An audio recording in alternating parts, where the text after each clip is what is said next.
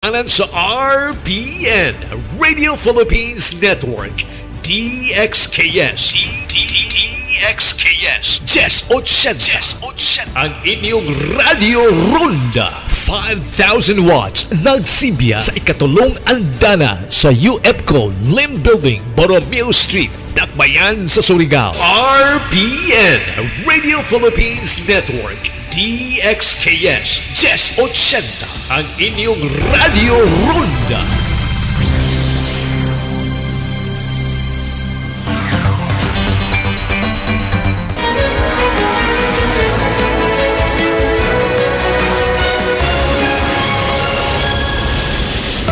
This is Newsnight, where we go above and beyond the headlines. I'm Pia Ontiveros. Tonight on the program, President-elect Bongbong Marcos fills up more positions a week before his inauguration.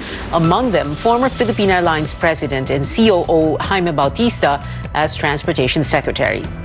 Luzon is facing thin power reserves. Several power plants in Bataan have gone offline. And singers Charlie Puth and Jungkook of BTS give fans another peek at their newest collaboration.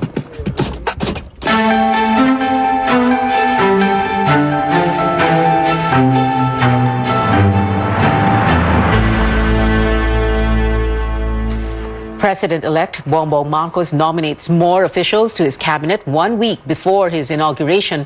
Marcos names former Philippine Airlines President and COO Jaime Bautista as Transportation Secretary. Bautista, a certified public accountant, led the flag carrier for 13 years before retiring in 2019. He will replace outgoing Transportation Chief Arthur Tugade. Among the key issues Bautista will have to address are the surging fuel prices. Senator Grace Poe says she's confident Bautista will lead the way forward.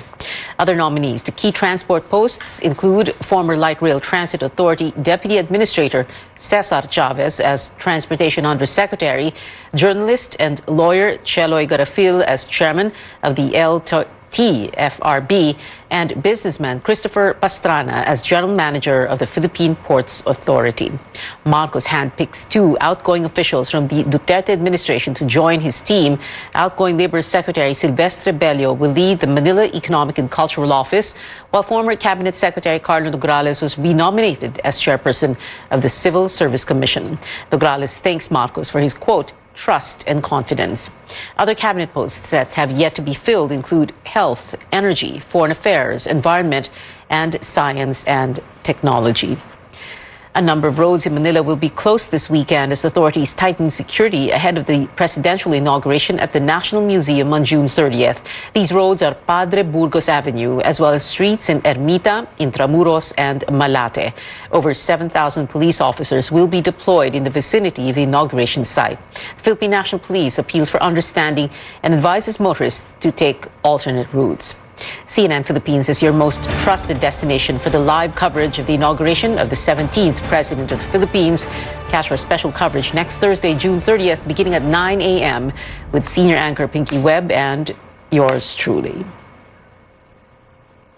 People in Luzon are facing thin power reserves days after plants tripped in Bataan, but authorities say there will be no brownouts for now.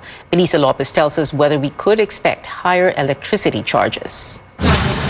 The Luzon power grid has been running on thin reserve supply since Saturday after several power plants suddenly went offline. Power transmission in Bataan was disrupted when the retail lines of the local electric cooperative tripped. This caused some damage in power plants in the area, taking 596 megawatts out of commission for several days. The incident forced the Luzon grid to go on red alert on Saturday afternoon, meaning there were no reserves to cushion the expected demand for electricity.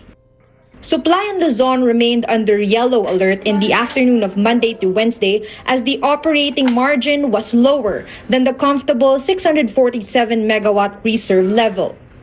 Despite this, the Energy Department says they did not have to resort to brownouts. Medyo malamig yung temperatura natin, so yung ating projected peak demand for the day ay hindi nangyayari. Mas mababa yung actual demand natin kaysa sa projected demand natin. Nakakatulong yan para hindi tayo magkaroon ng service interruption. So may yellow alert man tayo, wala naman tayong breakdown. As of Thursday afternoon, DOE is still waiting for 2 units of GN power plants in Mariveles to go back online. It took 632 megawatts out of available capacity on top of nearly 1,000 megawatts from other power generation firms currently under maintenance. The National Grid Corporation says the yellow alert for Thursday afternoon did not push through due to lower than expected power consumption. The DOE is completing its probe on who is to blame for causing narrow power supply margins in Luzon, but it says the situation is improving. Power rates are unlikely to be affected. Meron man siyang maging kapalit na peso, hindi namin inaasahan na malaking impact yun. Mas importante kasi meron tayong continuous supply ng electricity. Power distributor Meralco earlier said that the yellow alert does not automatically mean brownouts. Sa distribution utility network ng Meralco, we can assure you that as long as there is enough capacity and the transmission is flowing to our distribution substations, wala po tayong magiging problema. Melissa Lopez, CNN Philippines. Amid continuous fuel price hikes, Senator Win Gatchalian is proposing a 3,000 peso monthly subsidy for public utility vehicle drivers. Gatchalian says 4 billion pesos should cover the cash aid for 5 months. The lawmaker adds this could come from a supplemental budget or other departments' unused funds. The CEO of ExxonMobil said that this might go as long as 5 years. No? This type of scenario. And this is the CEO of the biggest oil company of the world. No? Malaking oil company to. I hope he's wrong. We just have to prepare, meaning we just need to make sure that our 2023 budget will have enough pantawid pasada and ayuda. Transport groups have been calling for the fuel excise tax suspension, but for Gatchalian, this should be the last resort because it would cost billions of pesos in government revenues. Meanwhile, welcome news for household workers in Metro Manila who are getting a pay raise in the coming weeks. The Labor Department says the Regional Wage Board has approved the 1,000 peso wage hike for some 200,000 kasambahays. Their monthly salary will now be 6,000 pesos. The increase will take effect once affirmed by the National Wages and Productivity Commission. Wage boards in Calabarzon and Soxargen are still conducting hearings on requests to raise the pay of domestic workers. More stories ahead on Newsnight. The driver who ran over a security guard in Mandaluyong calls it an accident.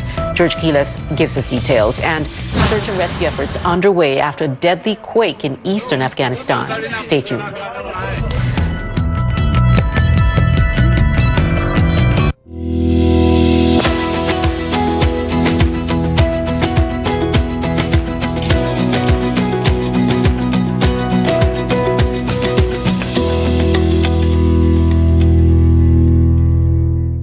Ang damo ay natutuyo, ang bulaklak ay nalalanta.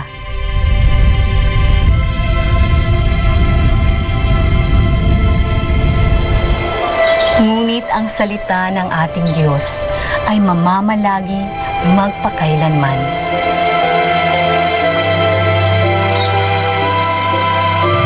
Ang mabuting balita ay hatid sa inyo ng MX3. Mag-MX3 araw-araw para MX Extraordinary. Sa dami ng taong nakalipas, salamat dahil hindi niyo kami iniwan.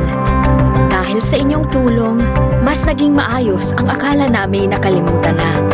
Basta't nariyan kayo, alam naming hindi mapapabayaan ang aming paghihirap para sa sarili, sa pamilya, sa kapwa, at sa bansa. Kampante kami, basta't kasama kayo.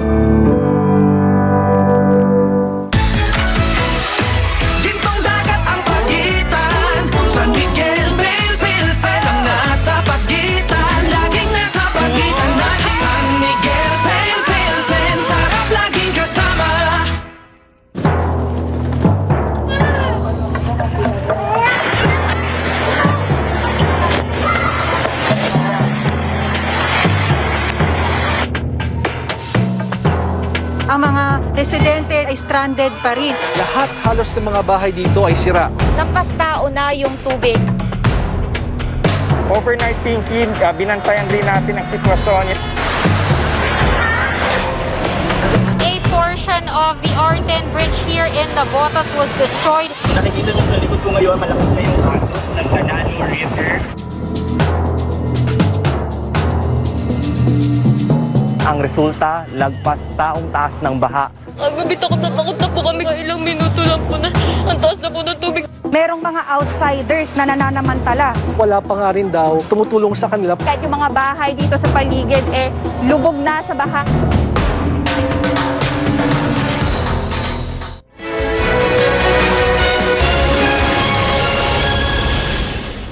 You're watching CNN Philippines. The SUV driver in the Mandaluyong hit-and-run case claims that the viral incident more than 2 weeks ago was an accident as he showed up at the preliminary investigation today. Our George Quiles has this update. Jose Antonio San Vicente filed his counter-affidavit on the frustrated murder and abandonment of one's victim cases filed against him here at the Mandaluyong City Prosecutor's Office. San Vicente was mum when we asked him about the content of his sworn statement. But the source privy to the case told us that in his affidavit, the suspect said that he accidentally bumped a security guard, Christian Floralde. We asked for a clarification from San Vicente's lawyer, Attorney Danny Macalino. Sinabi niya, it was not the least of his intention. Hindi naman intentional lang nangyari. So, assist na lang. Floralde's lawyer, Attorney Federico Biolena, says otherwise. I think initially it was an accident. Then the succeeding events, it's up to you to conclude. May lawyer siya, so let his lawyer explain. Attorney Biolena says the uploader of the viral video where the hit-and-run video was caught has sworn to the authenticity of the evidence before the prosecutor on Wednesday. As of now, the prosecutor will evaluate the pieces of evidence and testimonies from both parties if there are sufficient reasons to file cases before a court.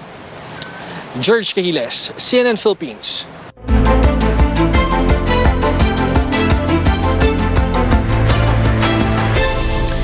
The Health Department warns cases in Metro Manila may hit up to 2,000 next month, but Secretary Francisco Duque says the agency does not see a massive increase in nationwide numbers. Daily cases went as high as 39,000 during the Omicron wave in January and 26,000 during the Delta surge late last year. Hindi mo naman pwede ikumpara yung situation natin today with that of 2020 na walang bakuna. Hindi masyadong maganda yung masking, yung minimum public health standards compliance. Ngayon may bakuna na tayo. So makikita mo yung severe critical cases, mababa, no? Deaths natin mababa, no? Tuloy-tuloy na mababa. So the situation today is far different from what it used to be. The health chief did not discount the possibility of another surge because of mutations and transmissibility of the virus. But despite the uptick in cases, Duque says he's not yet keen on recommending another vaccine booster shot for the general public. We don't listen to anybody else but our experts. We do not like pseudo experts. So the experts, the Health Technology Assessment Council members, the vaccine expert panel, the Technical Advisory Group, wala silang ganun pa. In fact, ang tag on Technical Advisory Group, sinasabi nila, maliit ang value ng booster for the general population outside of the A1, A2, A3, and the immunocompromised. Presidential Advisor for Entrepreneurship Joey Concepcion proposed to expand the second booster rollout to workers. Concepcion says he's planning to form a health and economy advisory group for the private sector. He will sit down with experts tomorrow to tackle pandemic recovery.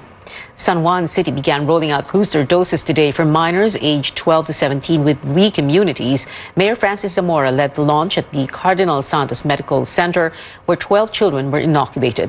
The health department approved the booster shot for the priority group this week, but Zamora hopes the third dose would soon be approved for 12 to 17-year-olds, with face-to-face classes possibly opening in August. In the United States, Moderna says its updated COVID-19 booster works better against the more transmissible Omicron subvariants. It says the bivalent booster contains both the original dose and another that specifically targets Omicron. Moderna hopes to complete regulatory submissions in the coming weeks to have supplies ready as early as August. New studies, however, show Omicron subvariants BA.4 and BA.5 tend to escape antibodies from vaccines. This was found among people people who had previous COVID-19 infection and those fully vaccinated and boosted. But researchers note vaccines provide significant protection against severe disease. And still in the U.S., health workers ramping up testing efforts as monkeypox cases continue to increase. The Centers for Disease Control and Prevention has provided monkeypox tests to 5 laboratories. These will be available to healthcare providers by next month. At least 142 monkeypox infections have been reported across 23 states. Other world headlines: search and rescue operations in full swing in eastern Afghanistan after an earthquake that killed more than 1,000 people. A heavy blow for a country already facing a dire economic and humanitarian crisis. CNN's Scott McLean reports.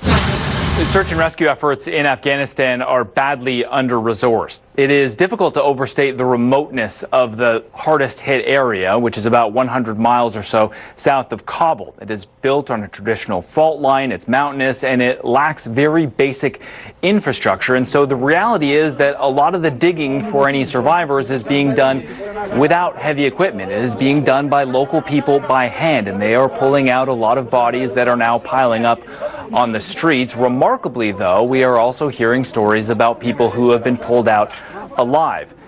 In this area, a lot of homes are built on the side of mountains precariously. There are also a lot of other homes that are built in the valleys below, which makes them extremely prone to landslides. And lately, this part of Afghanistan has gotten some very heavy rains. And because of the mud and because of the rain, UNICEF says that many areas are completely cut off, completely inaccessible. The government says that some villages have been entirely leveled.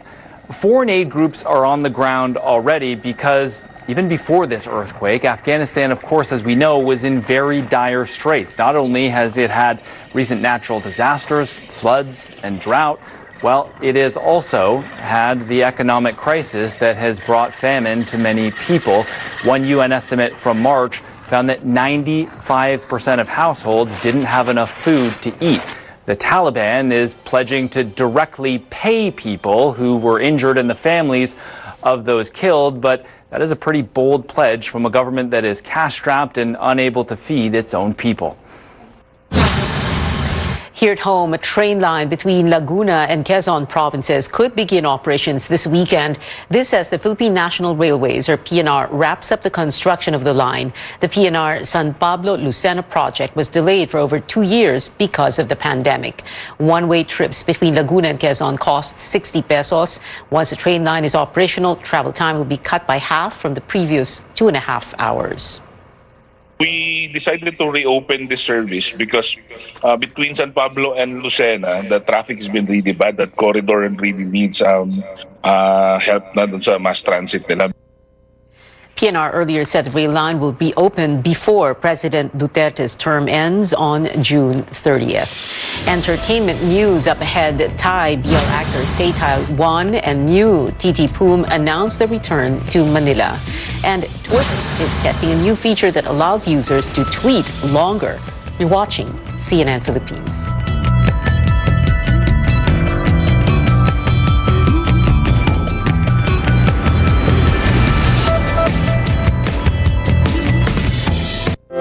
For everything that's true, count on GS and Blue.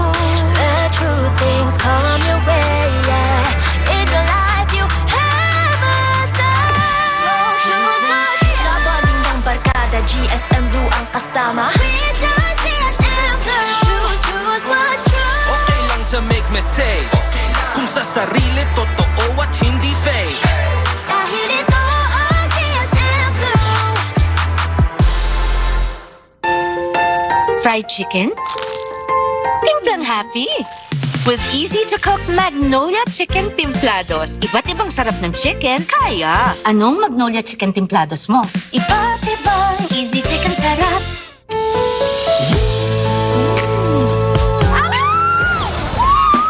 Making life sweet is easy dahil 35 pesos SRP lang ang San Miguel flavored beer. Make life sweet with San Miguel flavored beer. Beyond bringing power to all, we're taking steps to produce and deliver Earth-friendly energy today and for our children's tomorrow. Powering the good life. Meralco. Recently, a famous international music artist revealed that he was battling a rare disorder called Ramsay-Hunt syndrome. When we speak of Ramsay-Hunt syndrome, it is a manifestation of the reactivation of their varicella zoster virus. So it can be really, really painful, causing patients to be debilitated and unable to perform their activities of daily living. On MedTalk Health Talk, we will discuss what causes Ramsay-Hunt syndrome and the treatments for this condition. You know, music, movies, and other forms of entertainment have become a necessity to all of us as we stay home amid the pandemic. You know, even if cinemas are closed or concerts have been canceled, we somehow manage to catch our favorite film or, you know, even listen to our favorite artists, which is why every morning on New Day, we will keep you up to speed and put the spotlight on, you know, the top celebrities and, of course, their upcoming projects. So you can catch New Day, news and more every morning at 6 a.m. only here on CNN Philippines.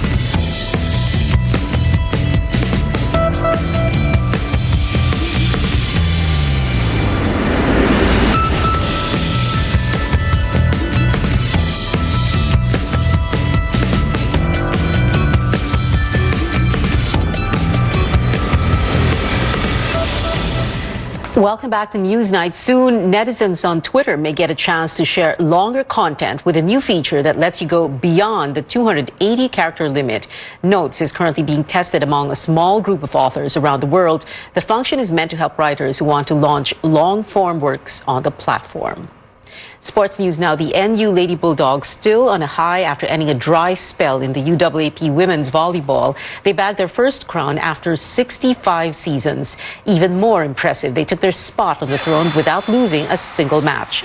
Speaking to CNN Philippines Sports Desk, the senior players revealed that their rookies have long set their minds to winning the title. Kasi nung season 81 po namin, palagi po kaming talo. Yun nga po sabi ni Bel, sabi namin ni Jen sa mga bata na hintayin namin sila sa college. Tsaka sabay namin kukunin yung championship. At sinabi mo sa kanila yon? Sinabi mo dun sa mga bata? Opo, alam nila yon di ba? Opo. Una po dahil sa skills na meron sila. And very talented kasi itong mga batang to. Dati po, yung season 81 nga, lagi kami natatalo. And then, coming from them, sabi talaga nila, ate, ibabawi namin kayo. Pagdating namin dyan, gusto namin mag-champion tayo. So, dun pa lang, kitang-kita mo na gusto talaga nila may mangyari sa team. And very grateful nga po and blessed talaga na yung loyalty talaga nila sa NU, talagang pinanindigan po nila. And, ayun nga, dahil sa gusto nila na mag-champion kami, ayan, ito po kami ngayon. We are the champions, my friend. Woo! Namalat pa ako eh. Woo! Nagbibinata. Good news for Boys Love fans. One of Thailand's well-loved BL couples is coming back to Manila. GMM TV announced that Tay Tawan and New TT Poom, or Tay New, will hold a fan meet on July 30th. Details on the venue and ticket prices are yet to be announced. Tay and New are two of Thailand's actors who took Boys Love to global fame. Their last BL series was Dark Blue Kiss. Filipino fans of this American singer must also be happier than ever. Billie Eilish is performing at the Mall of Asia Arena in Pasay on August 13th. Ticket prices range from 3,081 to 14,936 pesos. Pre-sale of passes are slated for tomorrow and Saturday, while public on sale happens next Monday June 27th.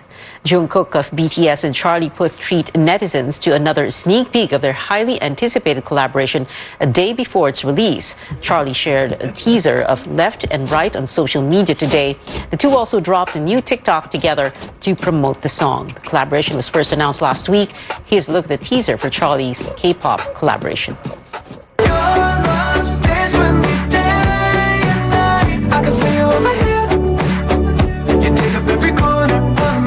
What you gonna do now? Left and Right begins streaming at 12 p.m. tomorrow. The music video arrives on the same day. And that is it for now. Join me again on news.ph at 7 p.m. I'm Pia Ontiveros. And before we go, just how big is the role of the road sector in bringing back tourism? Watch this.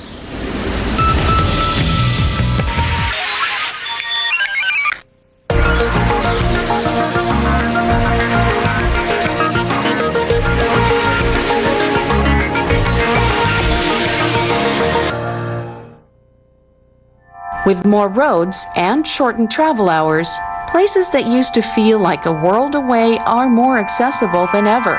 Better connection to cities and provinces have expanded our reach and have allowed for more economic opportunities outside major city centers. But there is still a long way to go in terms of urban planning.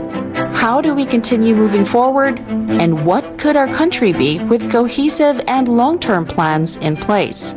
Sustainability, as defined officially, is addressing the needs of the present generation without compromising the needs of future generations. I prefer the definition of the Native American Indian chief, Seattle.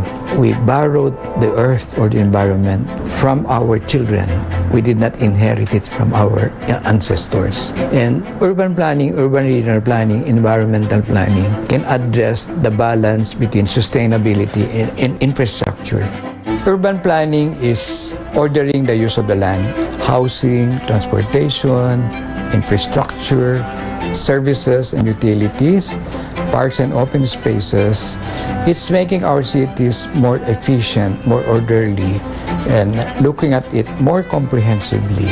Also relating the built environment and the natural environment. It's very comprehensive in terms of time. Like at Palafox, we plan up to the next century.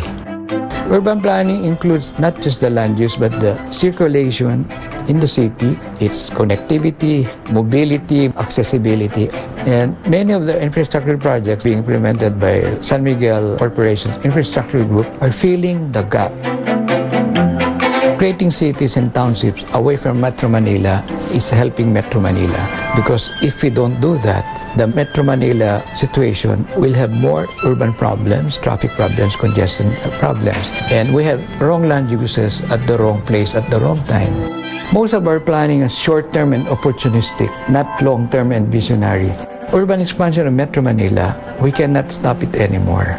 But I wrote also in 1973 when I was a student, development is not worthy of a name unless spread evenly like butter. We should balance the development. We really have to address poverty and job creation. And the poorer parts of our country, they don't have jobs because they don't have the infrastructure as well. So many things we have to address to benefit the greatest majority of our people. We really have connectivity, mobility, accessibility. San Miguel is now the pace setter in helping urban development and infrastructure. The comprehensive planning we have agropolis, agro, the farm and the city, ecolopolis, ecology, environment in the city, aquapolis, the water in the city, then aerotropolis, the airport in the city. I think San Miguel is doing patriotic and philanthropic infrastructure. So we are aligned in our love of our country.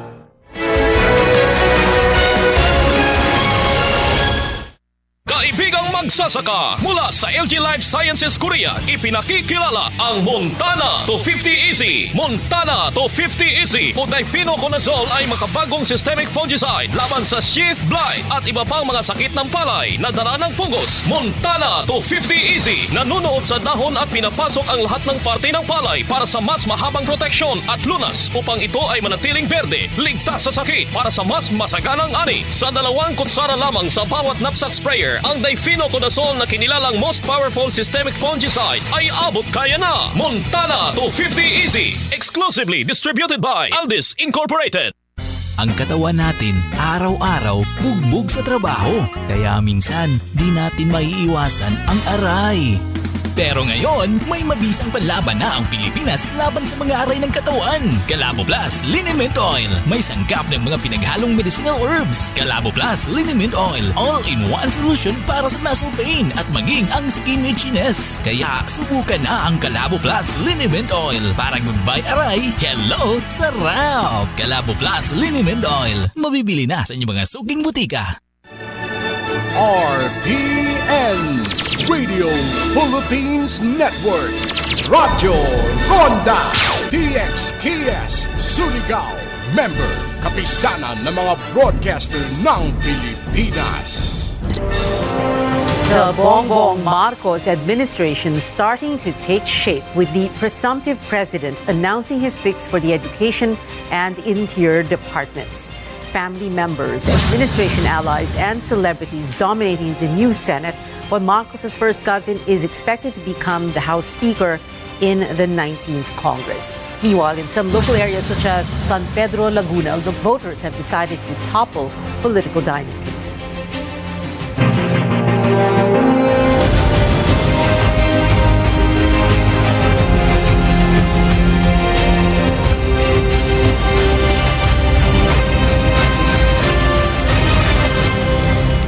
Good evening, I'm Pio Ontiveros. Welcome to your weekly political appointment fix, politics as usual. Presumptive President Bongbong Marcos already bearing 2 members of his cabinet. Presumptive Vice President Sara Duterte will become Education Secretary, while Marcos's campaign manager Benher Abalos will serve as Interior Secretary. Other names have been floated, but nothing is final without an official announcement. Bienvenido Laguesma was offered the DOLE, the Labor Department, and Toots Ople offered the Department of Migrant Workers or the DMW. I think I am already authorized by to announce the first nominee that we will be giving to the Commission on Appointments when the time comes, should I be proclaimed. And that is that our incoming Vice President has agreed to take the brief of Department of Education. Nag-agree naman siya at palagay ko kasama na dyan dahil she is a mother and she wants to make sure that her children are well trained and well educated, and that's the best motivation that we can hope for. I would also like to announce that Chairman Benher Abalos has been nominated to lead the Department of the Interior, and he has accepted the challenge. Our guest tonight here in the studio, University of Asia and the Pacific professor and president of WR Numero Research, Robin Michael Garcia. Good evening, Robin. Thank you very much for being here. But, before we talk about the appointments, let's talk about the elections that just happened. You wanted to talk about why BBM won and why Lenny lost. I think it's a battle of narratives. The first reason why Vice President Lenny Robredo did not win, I think, is because of the weak articulation of the liberal or progressive narrative. I think the narrative of Bongbong Marcos is much more powerful in the sense that, of course, Marcos' salary is there, but the specific narrative is economic success during the administration of his father. I think that was quite a compelling narrative. And of course, the active effort towards making sure that the Marcos administration, is refurbished. The image is refurbished. I mean, among many reasons, you'd see that there's, of course, a landslide for presumptive President Bongbong Marcos. Yeah. weak articulation. The Lenny voters would vehemently disagree with you, no? And they'll say na, maganda yung messaging nila, gobyernong tapat, angat buhay lahat, kulay rosas ang bukas, liwanag sa dilim, etc. It goes on.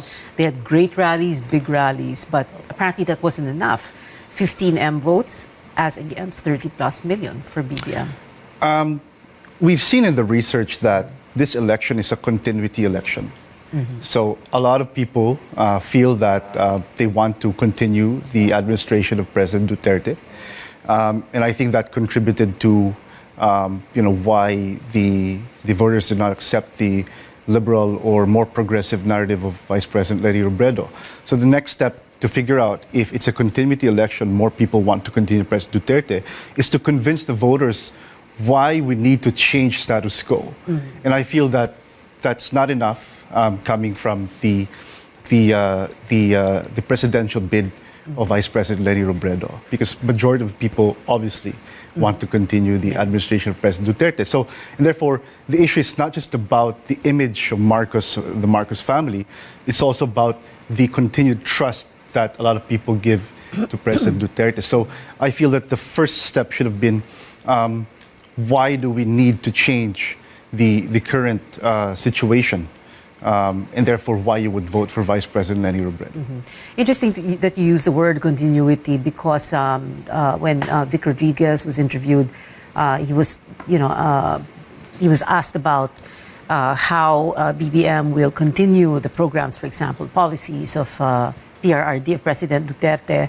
And he was saying in so many words, he's going to be his own man. At the same time, parang, okay, he's his father's son, pero he has other plans. So he wants to do other things, etc. Yeah, even if Bongbong Marcos did not get the outright endorsement of President Duterte, and in fact, last year, President Duterte was implicitly saying that he doesn't support Bongbong Marcos. Yeah. I think that a weak leader, sabi niya. Yeah, a weak leader and other things. I think that they stuck to the message. They want to get the Duterte votes, which they did, because they know that a lot of the people really are going to vote on the good things that the president administration represents, and many things such as build, such as the drug war. I think based on our research, the drug war is supported, but Marcos was not very clear about how exactly does he want to solve the drug war, but he did say that he wants to support the drug war, among many other things. We're already talking about moving forward, the future, and very briefly, just like 30 seconds, talk about why there was that reaction from the Lenny voters, 15 million of them, saying in so many words that they didn't exactly trust the results of the elections, in spite of the fact that it is an automated election system. Well, of course, there's a cognitive dissonance there. We've consistently seen the massive rallies for Vice President Lenny Robredo, but at the same time, they don't see it reflecting in the pre-election polls, which was actually very consistent among all the survey firms, whether they be privately commissioned or publicly released. The results are the same, and so it was difficult actually to figure out and to try to make sense of those results that are quite different on the ground and results that you can see in the numbers. But in the end, the surveys prevailed. Of course, there's a question of whether big data analytics, specifically from Google Trends, is really a reliable measure or predictor of elections. Well, it's not, right? Not in this country, because look what happened. Well, probably not yet. I think there are methodological issues that can be improved, but it is used in advanced democracy, so I think maybe Filipino scholars and firms might be able to benefit from studying more about how exactly we could use that data to predict election outcomes. All right, moving forward, so we have those appointments by BBM, Ben-Hur Abalos for DILG and Sara Duterte herself for DepEd. What do you think of that? At the same time, what do you want to see in the cabinet? For example, DFA, DOF, very important, finance, DTI, trade, DND, defense, DNR, DOTR, health, DOH. So far, what we've seen are appointments that are given to close allies and coalition members who campaigned for them over the last few months. But what I hope is to get the best and the brightest, meaning we're looking at experts and industry experts, scholars who study and have experience, in the industry that they're supposed to be appointed for. So, for example, if someone should be appointed for the Department of Energy, that person should at least have some experience in the energy department. But of course, professional experience and academic qualifications is just one thing. The other thing that we have to think, the other criteria that we have to think about, of course, is more on the moral side. Of course, integrity and all of those things. But I think, we're dealing with a pandemic. We really hope that we assemble a cabinet that can effectively deal with post-pandemic response, because that's the economic and material context that presumptive President Bongbong Marcos is dealing with in the next few months. All right, we'll be back after a quick break. Robin's still going to be here with us. This is Politics as Usual. Be right back.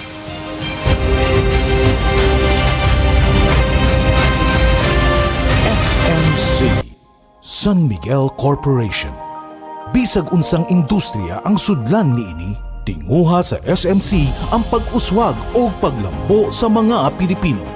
Karon, gikan sa SMC, aniya na ang SMC Davao Cement.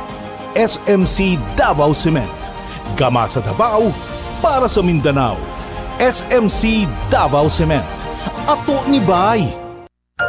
Protektahi ang imong mga mata batok sa delikado ug makadaot nga ultraviolet nga silaw sa adlaw ug uban pa. Pinaagi sa pagsulob og eksakto nga prescription sa antiyohos o antipara. Likay ang mga simptomas sama sa hanap nga pananaw sa layo o duol nga basahon, sakit sa ulo ug uban pa nga makaapekto sa atong kahimsog nga ang hinungdan depekto sa atong mga mata. Alang sa kumpleto nga primary eye care, contact lenses, fashion eyewear, computer eyeglasses, sunglasses, accessories ug uban pa, adto kita sa AG Buñuel Optical Clinic. Ang AG Buñuel Optical Clinic nagpahinumdum kanato nga ang kahimsog sa atong mga mata usa ka prioridad nga angay ipa-check up kausa matag tuig aron pagsiguro nga luwas kita sa piligrong mga sakit. Pinaagi sa lisensyado og qualified optometrists nga maoy mo prescribe sa eksaktong kagamitan ug kung primary eye care ang paghisgutan. Duaw lang silang buhatan sa 3636 sa Nicolas Street, Surigao City ug adunay ilang extension office sa Aurelianida Street, Cantilan, Surigao del Sur. Ayaw kalimti higala, AG Buñuel Optical Clinic. Ang AG Buñuel Optical Clinic doon na branch dito sa lungsod sa Dapa sa may Lupis Haina Street, Poblasyon Dapa, Surigao del Norte. Ang AG Buñuel Optical Clinic dinhi sa syudad ng Surigao. No transfer na sa bag-ong location sa Nicolas Street, Ragyahapon, tapad sa Garcia Hotel at bang sa Unicity.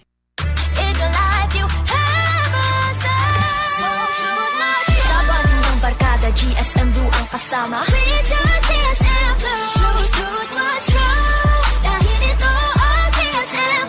Drink responsibly. Ang Gen Pomelo, kuhang-kuha ng GSM Blue. Choose what's true and just chill and enjoy with GSM Blue. Drink responsibly.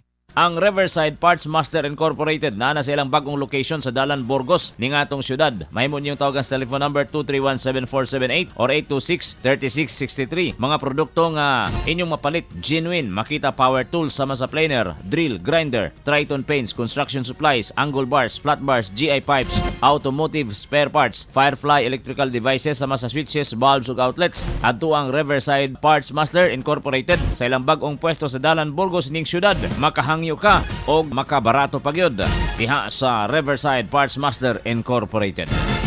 Sipon plus baradong ilong na may kasamang pananakit ng ulo? Pre, ba't ka nagtitiis? Kung meron namang Calabo Premium Rub, Calabo Premium Rub, isang pahid lang, nanunuot ang sarap sa pakiramdam sa ulo, ilong at sarap sa may ginhawa. Tandaan, basta sipon na may kasamang sakit ng ulo at baradong ilong, magpahid lang ng Calabo Premium Rub. Mabisa, kaya sigurado. Gawa ng Jesser Marketing. Mabibili na ngayon sa mga butika.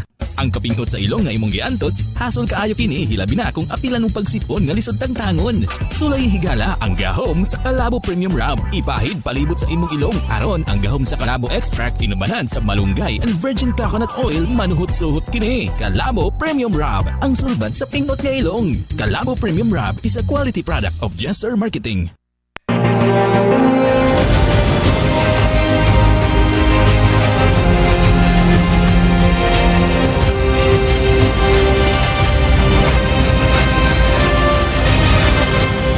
Welcome back. This is Politics as usual. Presumptive President Bongbong Marcos' first cousin, expected to become the House Speaker of the 19th Congress. Martin Romualdez, 1st District of Leyte Representative, has earned the support of major political parties, including the National Unity Party, PDP Laban, and the Nationalista Party. Incumbent House Speaker Lord Alan Velasco, who we thought would want to stay, had the support of Sara Duterte. But today, Velasco himself endorsed Romualdez as the next speaker, saying the former will, quote, ensure that the legislative agenda of the incoming administration will be pursued and completed.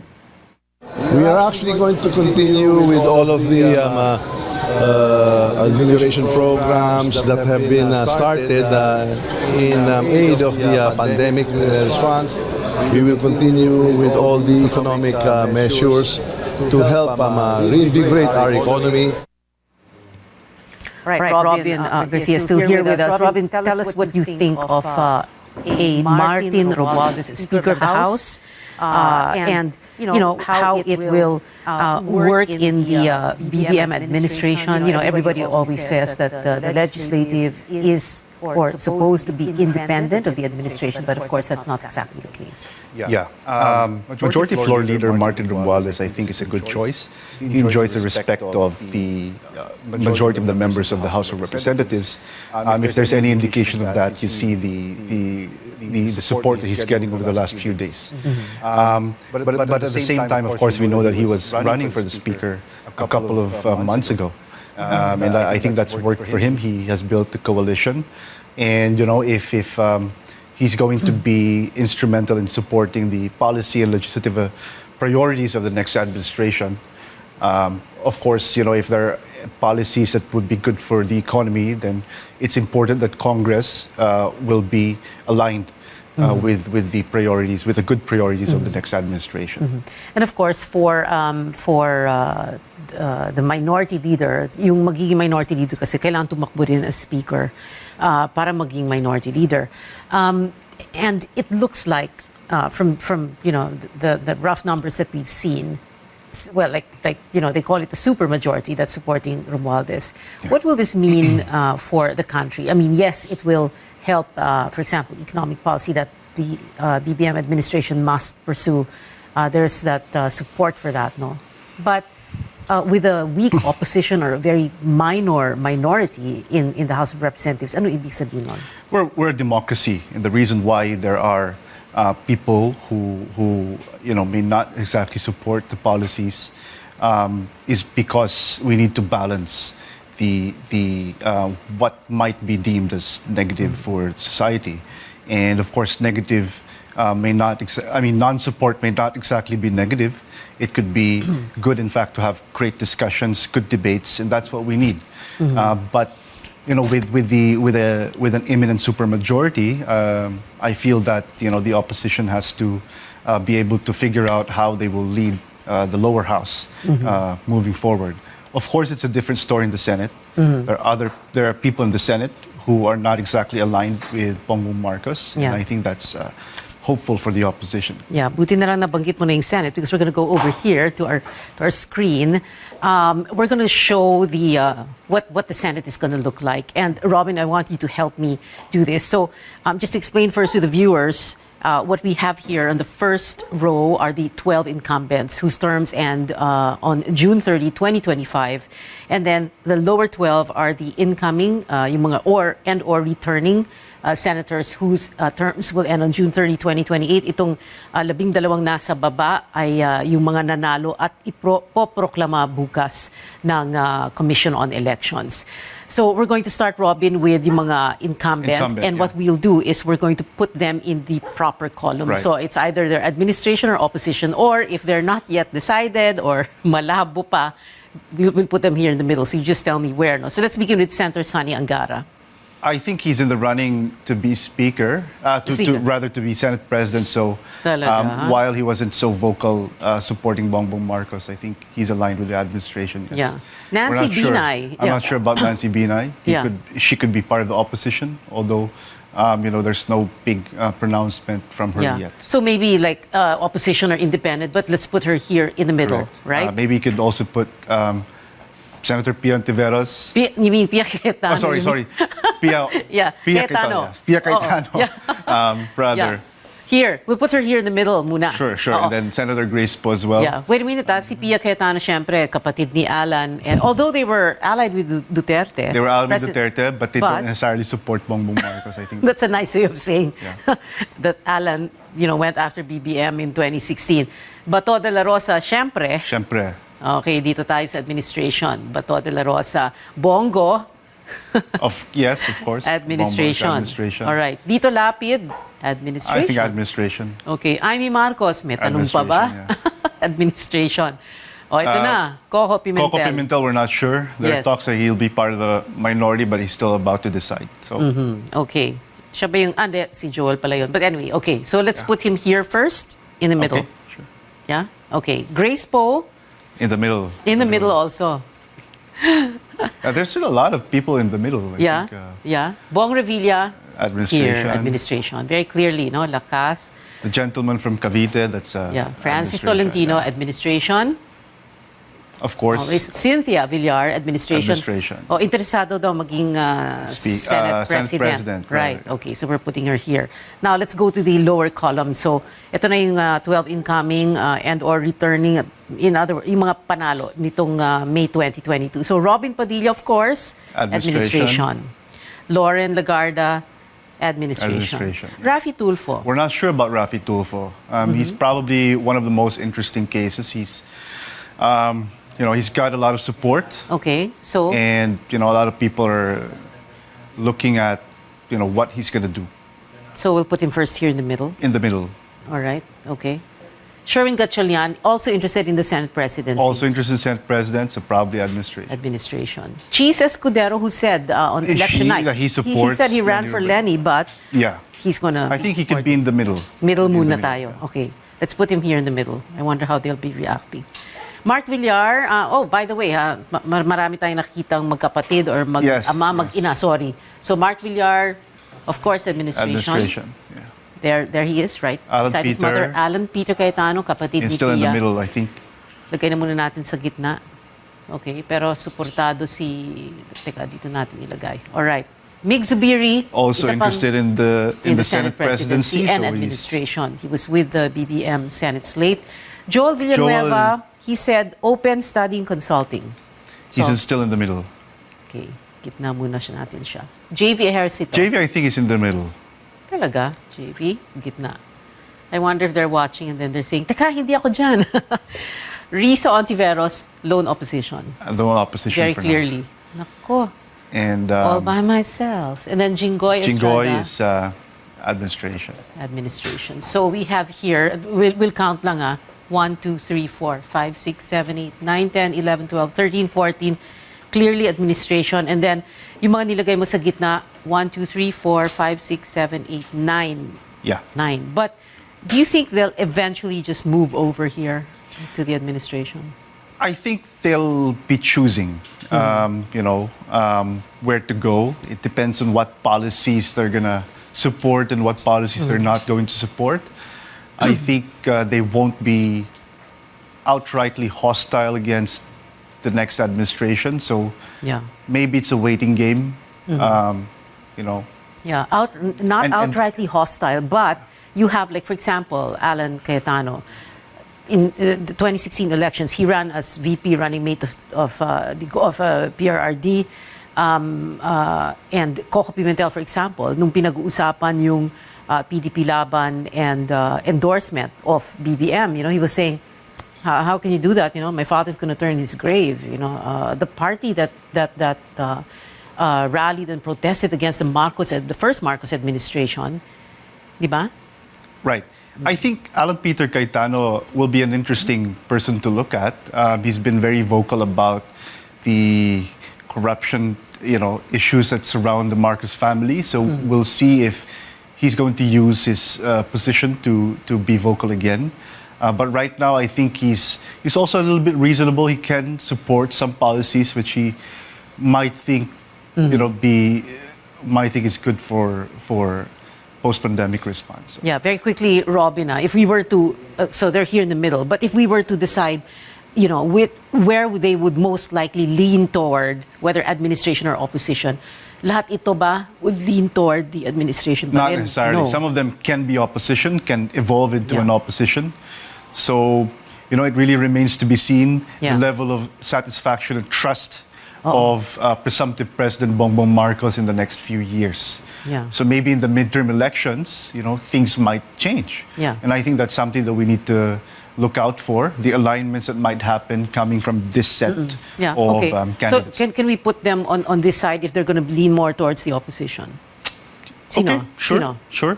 Maybe Alan Peter was because just because he was vocal against Bongbong Marcos in 2016. I'm not so sure about Coco. I'm not so sure. Yeah, of course. In a way, siguro they'll also be careful because you have a president who has 31 million votes. Yes, no? of course. Okay, and like we said, of course, nag-iisang opposition. All right, so don't go anywhere. Politics as usual. Be right back. Stay with us.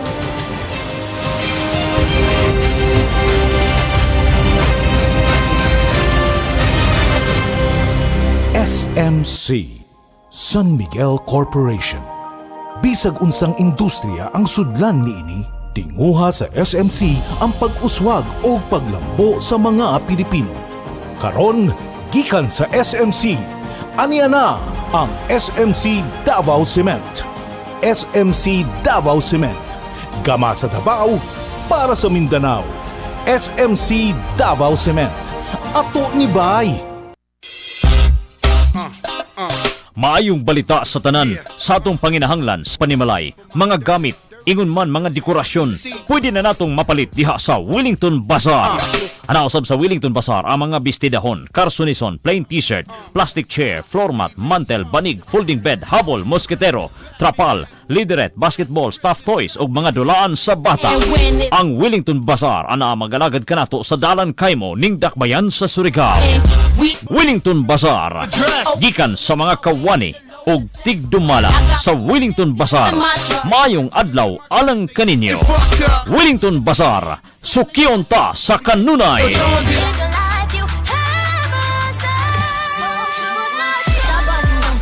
GSM Blue ang kasama.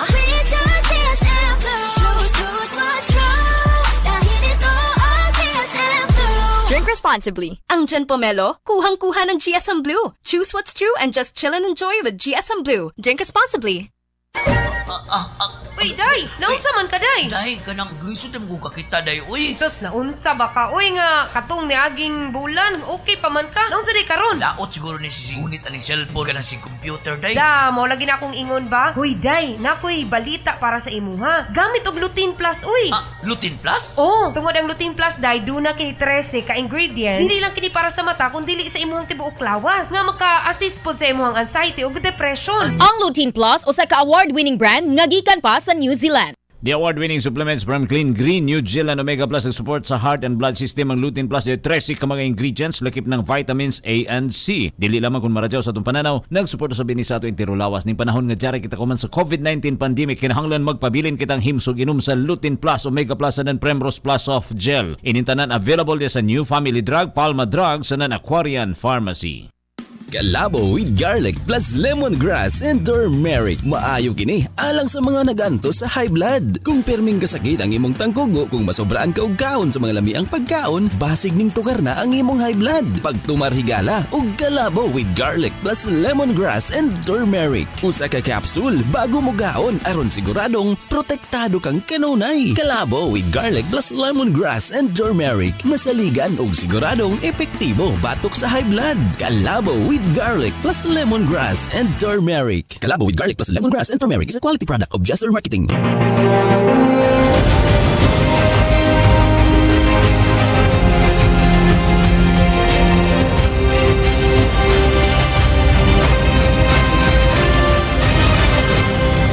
We're on our final stretch. San Pedro, Laguna will be under new leadership following the defeat of Aaron Katakis, the son of the city's incumbent mayor, Lourdes Katakis. Joining us via Zoom is San Pedro, Laguna's incumbent vice mayor and now mayor-elect Art Joseph Francis Mercado. Art, hi.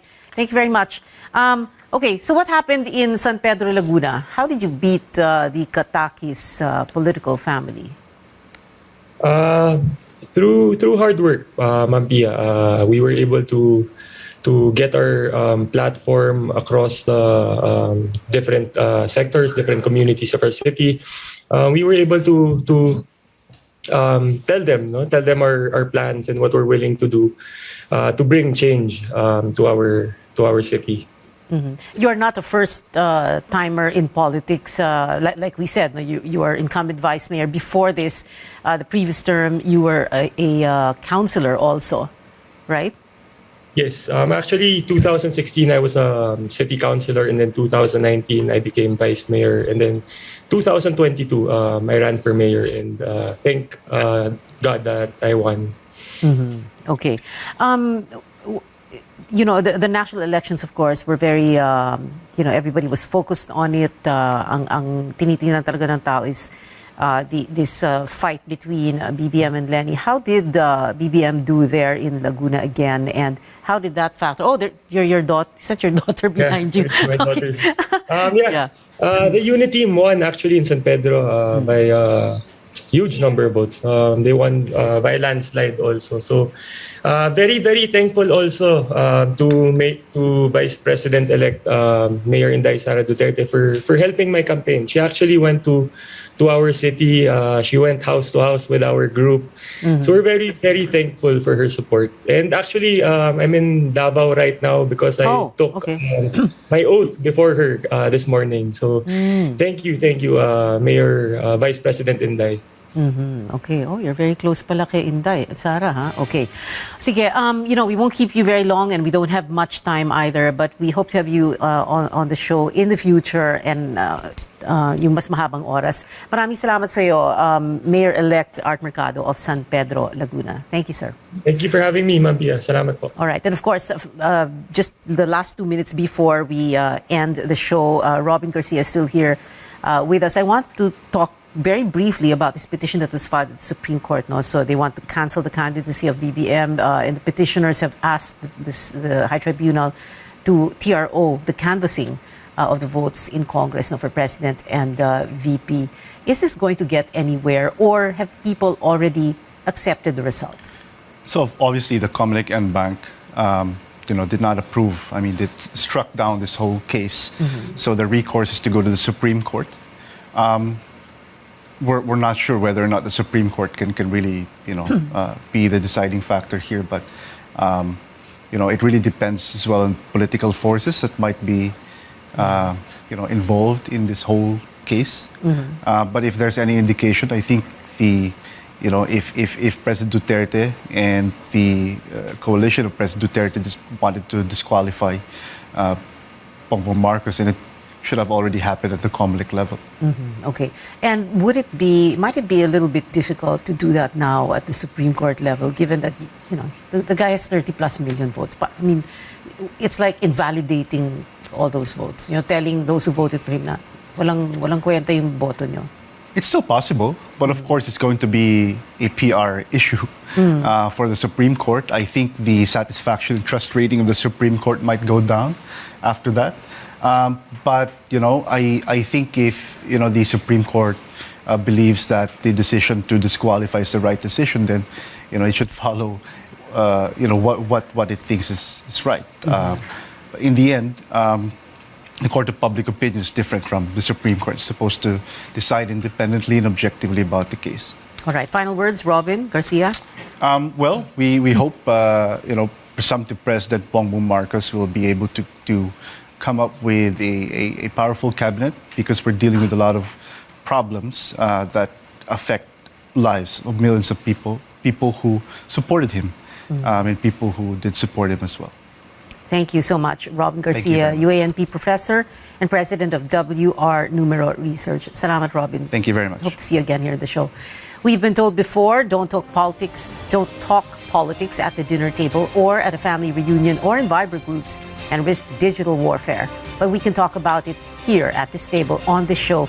Your weekly political appointment fix, politics as usual. I'm Pia Ontiveros. See you back here next Tuesday, 8:30 p.m.